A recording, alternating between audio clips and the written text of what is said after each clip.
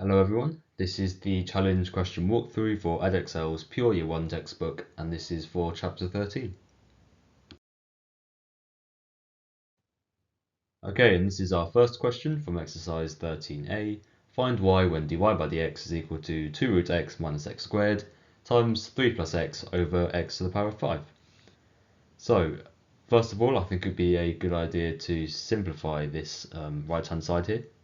So, we have 2 root x minus x squared, which we can also put on top of the fraction with 3 plus x, all over x to the power of 5. So if we expand out the numerator here, we get 2 root x times 3, which is 6 root x, or x to the power of a half. And then we have 2 root x times x, so that's plus 2 times x to the power of 3 halves. And we have minus 3x squared, and then also a minus x cubed. And that is all over x to the power of 5. And so we can divide each of these terms by x to the power of 5.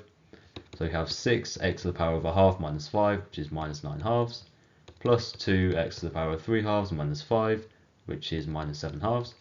Then we have minus 3x to the power of 2 minus 5, which is minus 3, and minus x to the power of 3 minus 5, which is minus 2. And we have this is equal to dy by dx.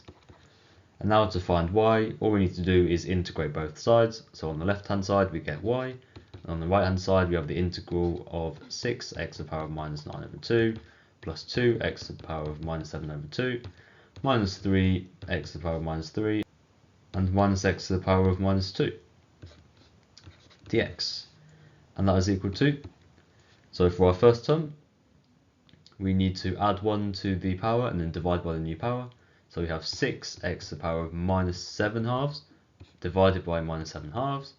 Then we've got plus 2x to the power of minus 5 halves divided by minus 5 halves. Then we have minus 3x to the power of minus 2 divided by minus 2. And finally, minus x to the power of minus 1 divided by minus 1. Remembering to add c on the end. And so simplifying this, we have for our first term, minus 12 over 7 x to the power of minus 7 halves, and then we have minus 4/5 x to the minus 5 halves, and we have plus 3 halves x to the power of minus 2, and plus x to the power of minus 1 plus c. That is our final answer.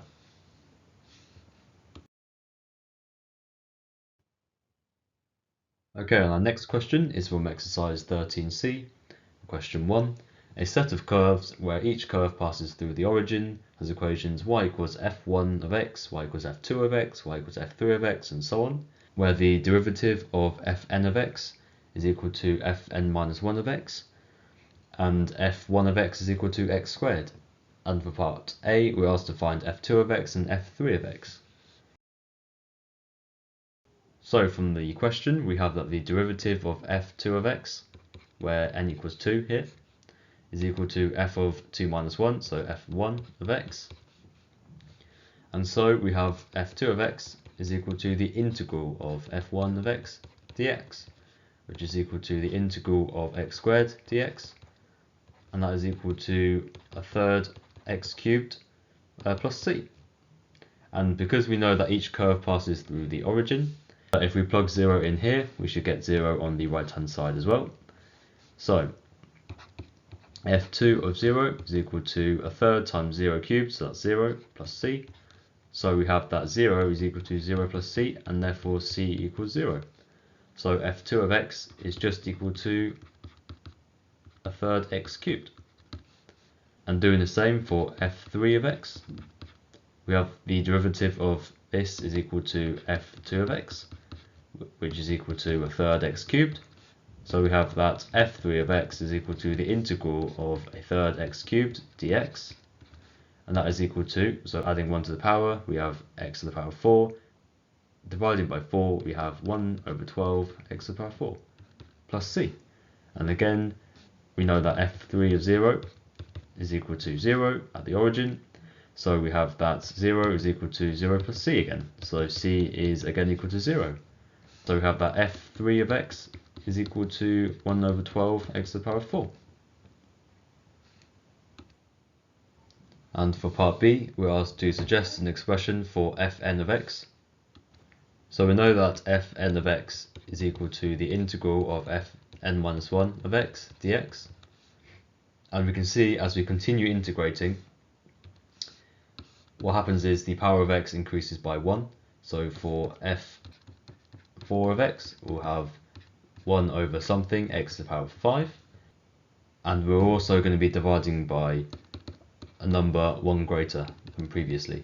So here we're going to be dividing by the new power, which is 1 greater than the old power, so we're dividing by 5. So here it will be 12 times 5, which is 60 on the denominator. And so what we can see is for fn of x, this is going to be equal to x. So for f2 of x, we had 3 as the power. For f3 of x, we had 4. So we can see that the power is going to be n plus 1. And for the fraction in front, we can say that this is equal to k, where k is equal to 3 times 4 times so on and so on and so on, until we reach, so for f2 of x, it's until we reach 3. For f3 of x, it's until we reach 4. So this is 3 times 4. And for f4 of x, this is until we reach 5. So you can see this will again be until we reach n plus 1, as required.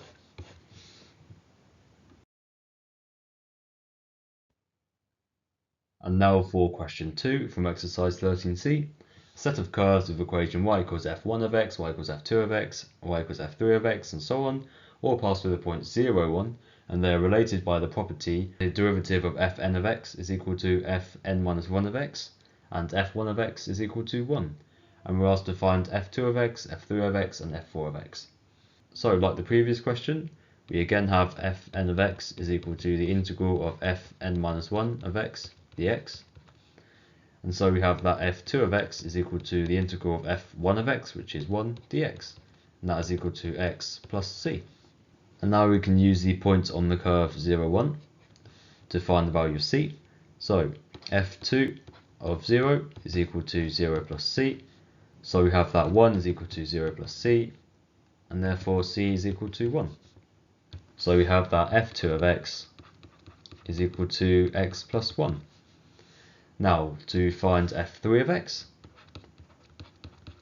this is going to be equal to the integral of f2 of x dx, which is x plus 1. So we have a half x squared plus x and plus c again. And we're going to use the same point as it passes through all the curves. So we have again that f3 of 0 is equal to 0 plus c, and therefore we have 1 is equal to 0 plus c, and therefore c is equal to 1 again. So we have f3 of x is equal to a half x squared plus x plus 1. And finally, for f4 of x, we have this is equal to the integral of f3 of x, which is a half x squared plus x plus 1 dx. And this is equal to, so adding 1 to the power here, we get a half x cubed, and dividing by the power 3, we have a sixth x cubed plus a half x squared again, plus x plus c. So we have f4 of 0 is equal to 0 plus 0 plus 0 plus c. So we have that again, c equals 1. And therefore f4 of x is equal to a sixth x cubed plus a half x squared plus x plus 1. And those are our answers. Okay, and for exercise 13d, given that the integral from k to 3k of 3x plus 2 over 8 dx equals 7 and k is greater than 0, calculate the value of k. So, the integral from k to 3k of 3x plus 2 over 8 dx. So first of all, we can take out a factor of an eighth from the integral. So this is equal to an eighth times the integral from k to 3k of 3x plus 2 dx. And this is equal to an eighth times. So 3x integrates to 3 halves x squared, and 2 integrates to 2x. And there's no constant of integration here because we're integrating between limits. And subbing these limits in, we have, so first with 3k, we have 3 halves, 3k squared, plus 2 times 3k, minus, so now we have 3 halves times k squared, and plus 2k. And so this is equal to an eighth times, for our first bracket, we have 3 halves times 9k squared, so that gives us 27 halves k squared, plus 6k, and then minus 3 halves k squared plus 2k. And so we have an eighth times, so our 27 halves k squared minus our 3 halves k squared gives us 12k squared, and then our 6k minus our 2k gives us 4k. And so this is equal to 12 over 8 k squared, which is 3 halves k squared, and 4 over 8 k, which is a half k. And we're told this is equal to 7. So taking all terms onto the left hand side and multiplying by 2, we get 3k squared plus k minus 14 is equal to 0. And now this quadratic can be factorised into 3k plus 7 and k minus 2. And that's equal to 0. And we're told that k is greater than 0, so we can ignore this bracket. And this bracket tells us that k equals 2. And that is our final answer.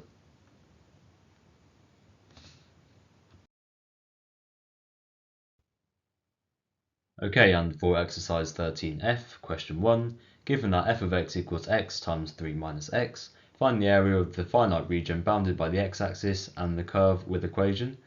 For part A, y equals f of x. So we have y equals x, 3 minus x. So the finite region bounded by the x-axis and this curve, if we think about what it looks like on a graph. So we have our roots, so where y equals 0, we have when x equals 0 or x equals 3. So those will be intersections with the x-axis, and so the graph will look something like this. And it's asking us to find the finite region, which is this region here, between the limits 0 and 3. So integrating x times 3 minus x, so that is 3x minus x squared dx between 0 and 3. And so integrating the inside, 3x integrates to 3 halves x squared, and minus x squared integrates to minus a third x cubed from 0 to 3. So our first bracket will be 3 halves times 3 squared, so that is 27 halves, minus a third times 3 cubed, so that's minus 9. And our second bracket will be 0 minus 0. And this gives us 27 halves minus 9, which is 9 halves. So our answer to part A is 9 halves. And for part B, we're asked to find the area bounded by y equals 2 f of x. And you'll recognise this as a transformation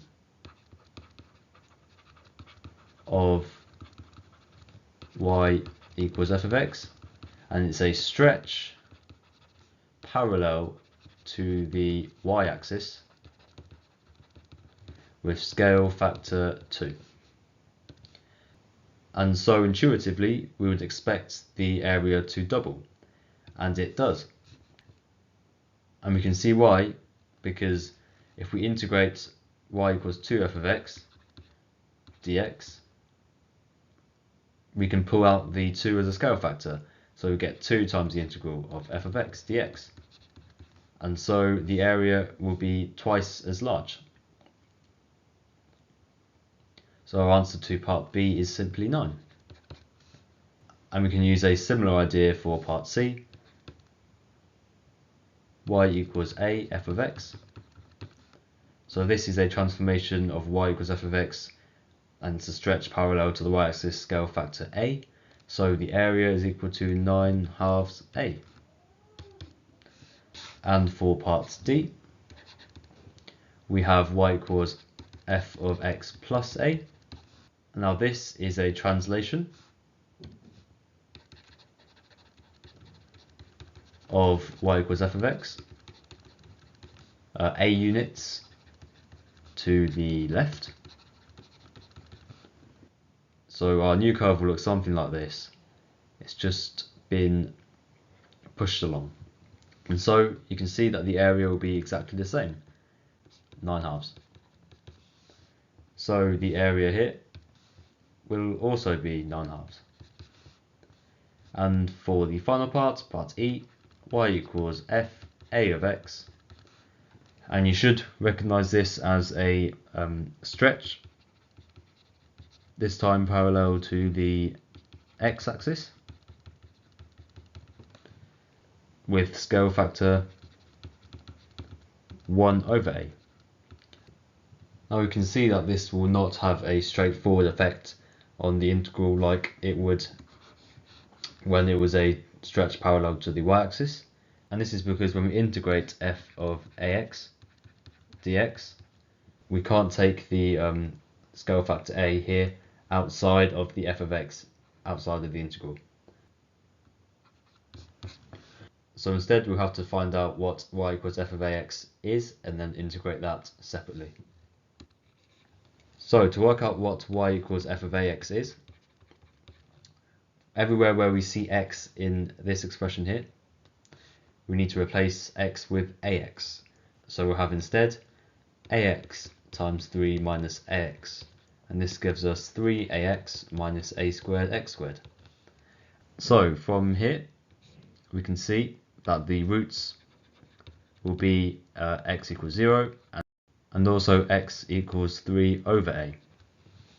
And so we are integrating from 0 to 3/a the function 3ax minus a squared x squared dx. And this is equal to, so we have 3a/2 x squared, and adding 1 to the power and divided by 3, we have a squared over 3 x cubed from 0 to 3/a. So evaluating this definite integral, our first bracket will be 3a/2 times 9/a squared minus a squared over 3 times 3/a cubed, so that is 27/a cubed. And our second bracket will just be 0. And simplifying this, for our first term we have 27a/2a squared, so that is 27/2a. And for our second term we have 27a squared over 3a cubed, which gives us 9/a. And putting these over a common denominator, we have 27 minus 18, which is 9/2a. And that is our final answer.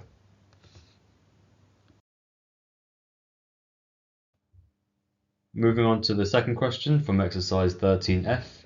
The graph shows a sketch of the part of the curve C with equation y equals x times x minus 1 times x plus 2.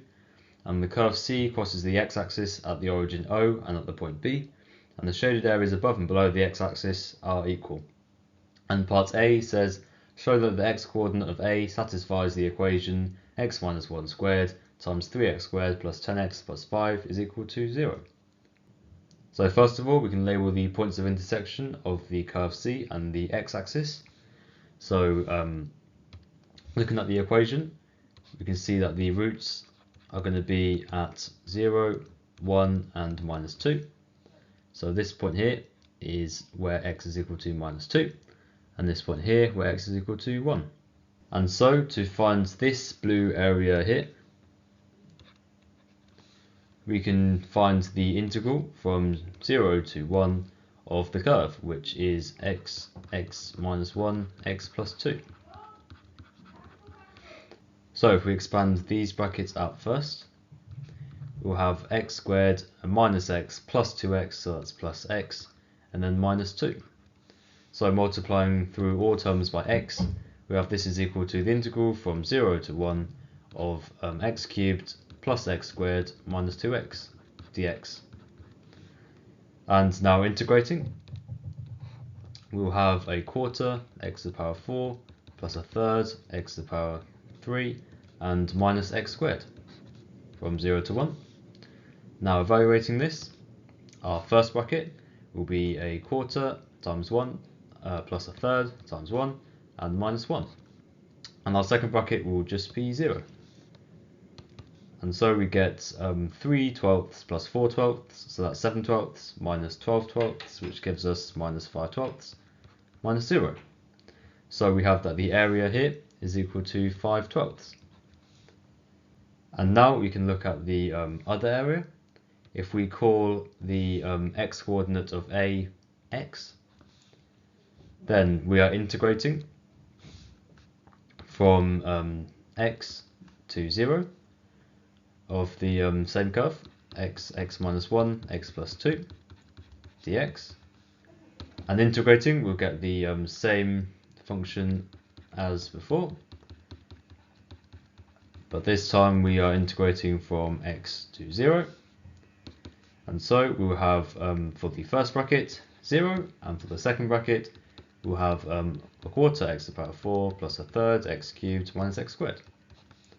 So this is equal to minus a quarter x to the power 4 minus a third x cubed plus x squared. And we know that this is equal to 5 twelfths.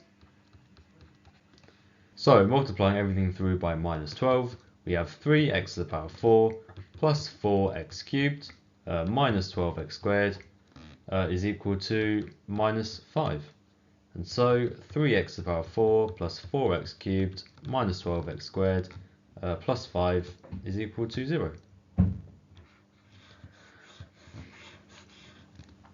And so taking the minus 5 onto the other side, we have 3x to the power 4 plus 4x cubed minus 12x squared plus 5 is equal to 0. And we can factorize this to get x minus 1 squared, 3x squared plus 10x plus 5 equals 0, as the question requires. And that was for part A. For part B, we're asked to find the exact coordinates of A and interpret geometrically the other roots of this equation. So you can see this equation has a root where x is equal to 1, and also where the quadratic 3x squared plus 10x plus 5 is equal to 0. And if you put that into your calculator in the quadratic solver, you should get these solutions: x equals minus 5 plus or minus the square root of 10 over 3. And because we have the point A is in between x equals minus 2 and x equals 0, we must have the x coordinate of A equal to minus 5 plus root 10 over 3.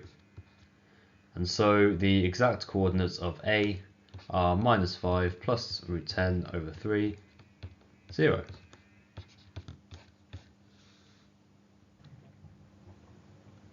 And now we're also asked to interpret geometrically the other roots of this equation.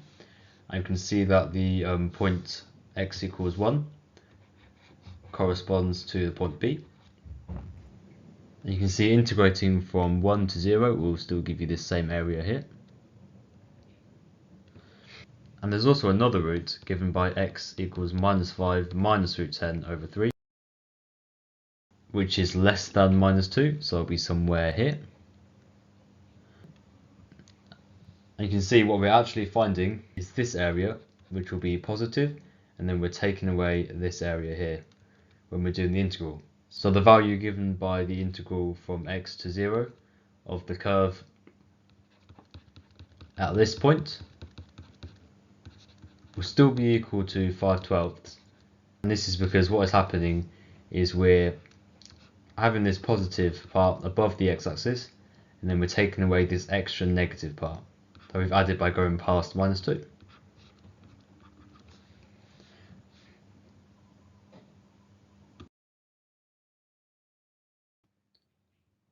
And finally, for mixed exercise 13, the curve of the equation y equals x squared minus 5x plus 7 cuts the curve with the equation y equals a half x squared minus 5 halves x plus 7, and the shaded region R is bounded by the curves as shown, and we're asked to find the exact area of R. So first of all, to find the points where the curves intersect, so here and also here, we need to set the quadratics equal to each other. So we have a half x squared minus 5 halves x plus 7 is equal to x squared minus 5x plus 7.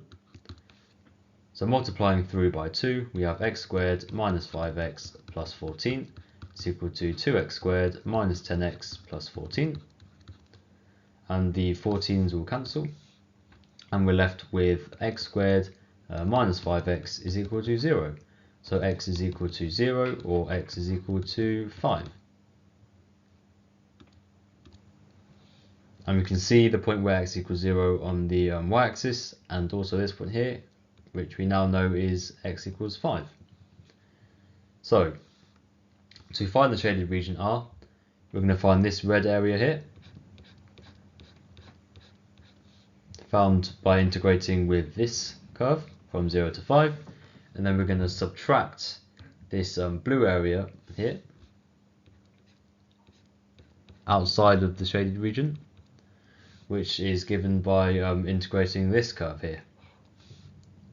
So we have the integral from 0 to 5 of, so the top curve is the half x squared minus 5 halves x plus 7, and then we're subtracting the blue curve, which is x squared minus 5x plus 7